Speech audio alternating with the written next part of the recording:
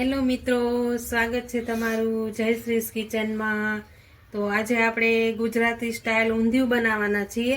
તો ઊંધિયા માટે અહીંયા મેં બધી જ સામગ્રી લઈ લીધી છે। પાપડી લીધી છે, તુવેરના દાણા છે, વટાણા, નાની સાઈઝના રીંગણ છે, બટેકા, કેળું અને રતાળું અને લીલા મરચાં બે લઈ લીધા છે। તો હવે આપણે પહેલાં મસાલો તૈયાર કરી લઈશું। તો ઊંધિયું બનાવવા માટે પહેલાં આપણે મસાલો બધો તૈયાર કરી લઈશું। તો તેના માટે અહીંયા મેં ગાંઠિયા લીધા છે, સિંગદાણા છે, તલ છે અને લીલું લસણ, આદુ, મરચાં અને લીલા ધાણા બધી જ વસ્તુ લઈ લીધી છે। હવે આપણે બધું મિક્સરમાં પીસવાનું છે। તો પહેલાં મસાલો તૈયાર કરી લઈએ। તો હવે આપણે મિક્સરમાં બધું પીસી લઈશું। ગાંઠિયા એડ કરી દઈશું, આદુ, મરચાં અને લીલું લસણ એડ કરી દઈશું, લીલા ધાણા પણ એડ કરવાના છે, સિંગદાણા ને તલ પણ બધું એકસાથે જ આપણે મિક્સરમાં પીસી લઈશું। હવે આમાં આપણે બધા મસાલા એડ કરી દઈશું। તો સ્વાદ પ્રમાણે નિમક એડ કરી દઈશું, 1 ચમચી ધાણા જીરું પાવડર,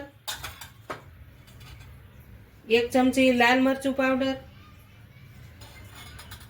અને ઊંધિયાનો મસાલો મેં અહીંયા 1 ચમચી લીધો છે અને અડધી ચમચી જેટલું હળદર પાવડર। તેમાં આપણે હવે 1 ચમચી જેટલી ખાંડ એડ કરી દઈશું।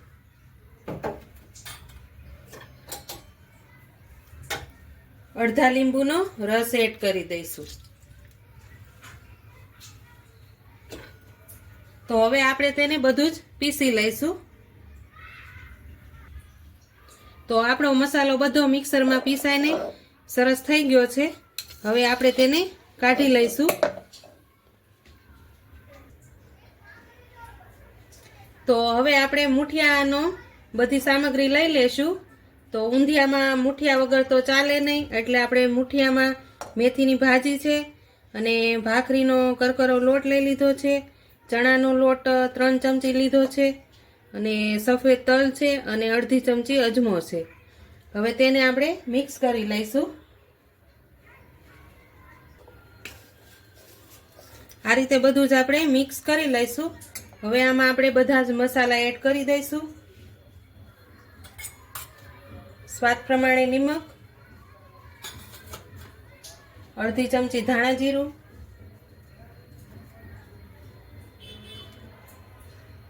અડધી ચમચી હળદર, લાલ મરચું પાવડર, 1 ચમચી જેટલી ખાંડ અને થોડુંક આપણે 1 ચમચી જેટલું તેલ એડ કરીશું અને અડધા લીંબુનો રસ એડ કરી દઈશું।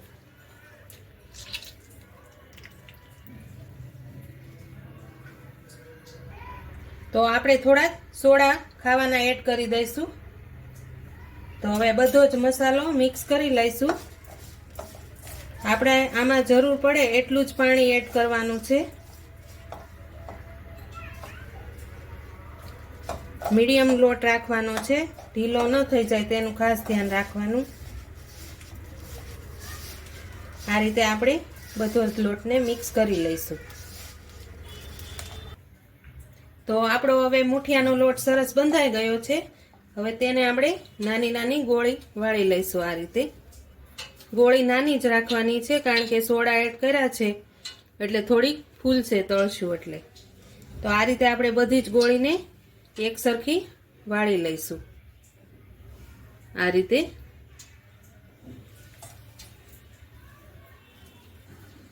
તો આપણી બધી જ ગોળી તૈયાર થઈ ગઈ છે। હવે આપણે તેને તળી લઈશું। તો અહીંયા તેલ મૂકી દીધું છે, તો આપણું તેલ આવી ગયું છે। તો હવે આપણે તેમાં ગોળી એડ કરી દઈશું। આ રીતે આપણે બધી જ ગોળીને તળી લઈશું।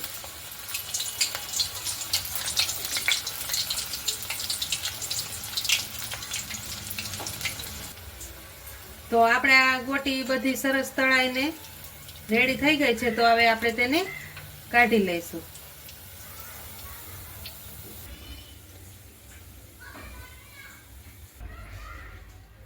હવે તેમાં આપણે રીંગણને તળી લઈશું.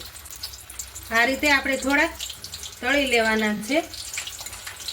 તો આપણું શાક એકદમ ઝટપટ બનીને તૈયાર થઈ જશે.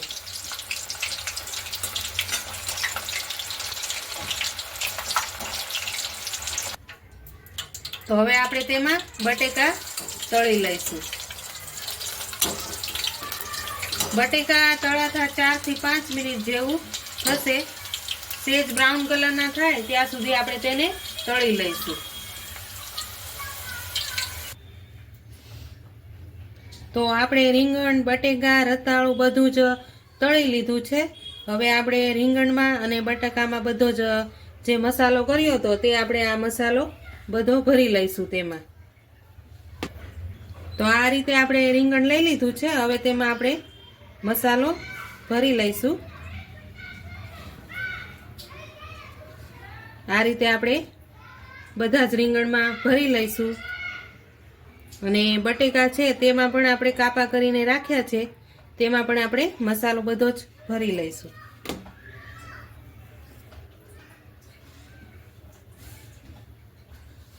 તો આ રીતે આપણે બટેકામાં પણ બધો મસાલો ભરી લેવાનો છે.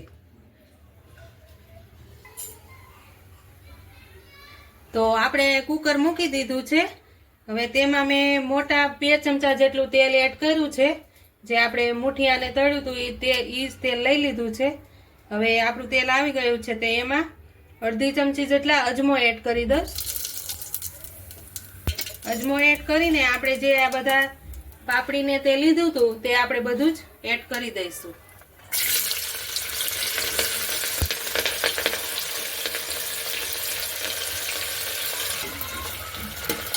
આ રીતે આપણે બધું જ પાપડીને વટાણાનું તુવેર હતું તે આમાં બધું મિક્સ કરી દીધું છે. હવે તેમાં આપણે અડધી ચમચી જેટલી હળદર એડ કરી દઈશું અને અડધી ચમચી જેટલું ધાણા જીરું અને સ્વાદ પ્રમાણે મીઠું.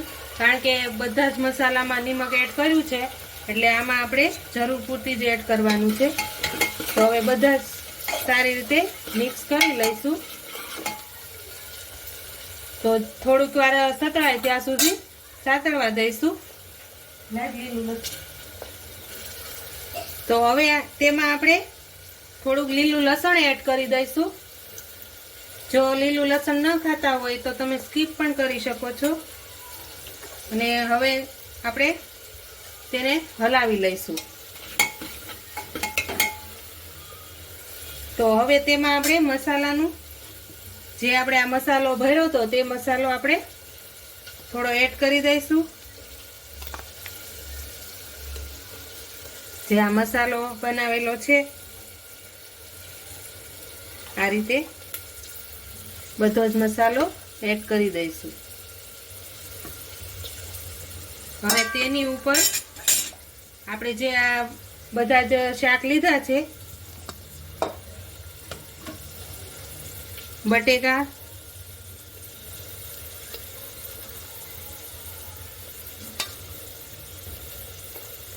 રીંગણ, આપણે વધારે પડતું કૂક નથી કરવાનું કારણ કે આપણે શાકને તળી લીધા છે એટલા માટે. અહીંયા કેળા એડ કરી દઈશું અને જે સુરણ તળ્યું હતું તે પણ એડ કરી દઈશું.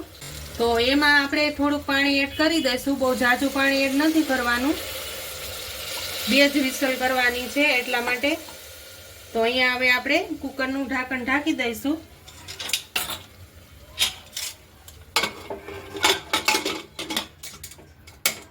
તો કરીને પછી બંધ કરી દઈશું ગેસ.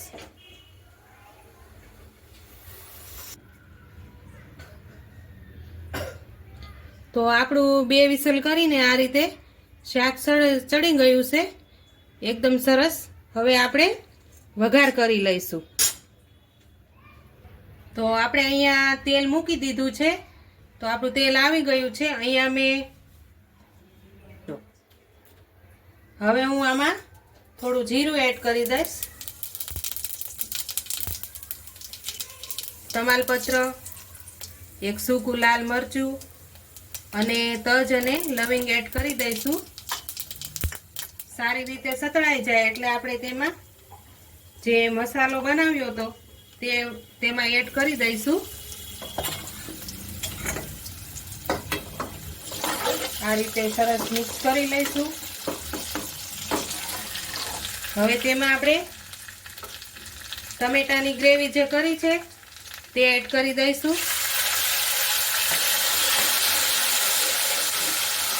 આ રીતે એકદમ સરસ મિક્સ કરી લઈશું આપણે.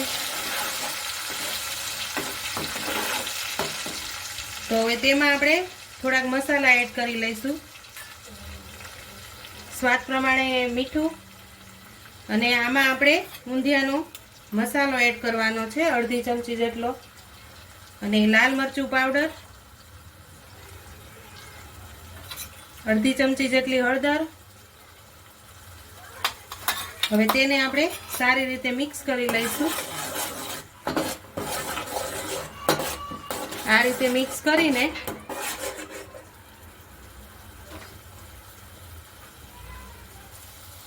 તો હવે તેમાં આપણે આ બે ગોળી છે તે ભાંગીને મસાલો એડ કરી દઈશું. એકદમ સરસ સ્વાદ ઊંધિયામાં આવે છે. હવે 1 ચમચી જેટલી ખાંડ એડ કરી દઈશું. હવે તેને સારી રીતે આપણે મિક્સ કરી લઈશું. આ રીતે આપણું એકદમ ગુજરાતી સ્ટાઇલમાં ઊંધિયું સરસ બનીને તૈયાર થશે. આ રીતે આપણે બધું જ મિક્સ કરી લીધું છે. હવે તેમાં આપણે જેટલો આપણે રસો કરવો હોય તેટલું આપણે પાણી એડ કરીશું. આ રીતે પાણી એડ કરી દઈશું. પાણી એડ કરીને હવે આપણે તેમાં જે ગોળી તળી હતી તે આપણે એડ કરી દઈશું. થોડી વાર ચડવા દઈશું. તો તેમાં હવે આપણે જે શાક વઘાર કર્યો હતો તે બધો જ શાકનો એડ કરી દઈશું. આપણે એકદમ ધીમા હાથે જ કરવાનું રહેશે, નહીતર જે મસાલા ભર્યા છે તે ભાંગી જશે. એટલા માટે આપણે આ રીતે આખું રહે તે રીતે જ આપણે બધું જ એડ કરવાનું છે શાક. તો હવે તેમાં થોડોક આપણે આંબલીનો પલ્પ એડ કરી દઈશું. હવે તેને સારી રીતે મિક્સ કરી લઈશું. તો આપણું શાક એકદમ ચટાકેદાર બનીને ઊંધિયું સરસ તૈયાર થઈ ગયું છે. તો તમને જેટલો રસો રાખવો હોય તેટલો તમે રાખી શકો છો. આ રીતે આપણું શાક એકદમ સરસ બનીને તૈયાર થઈ ગયું છે. ભરેલું બટેકું પણ સરસ થઈ ગયું છે. તો હવે આપણે તેને ગેસ બંધ કરી દઈશું.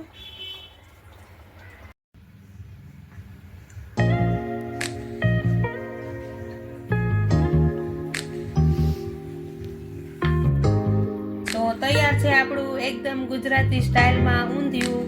તો હવે આપણે તેને સર્વિંગ બોલમાં લઈ લેશું. તો આપણે સર્વિંગ બાઉલમાં લઈ લેશું. તો આપણું ઊંધિયું એકદમ ચટાકેદાર તૈયાર થઈ ગયું છે. તો જો તમને મારો આ વિડીયો પસંદ આવ્યો હોય તો લાઈક કરજો, શેર કરજો અને મારી ચેનલને સબસ્ક્રાઇબ કરજો. કોમેન્ટ કરીને કહેજો કે મારું ઊંધિયું કેવું બન્યું.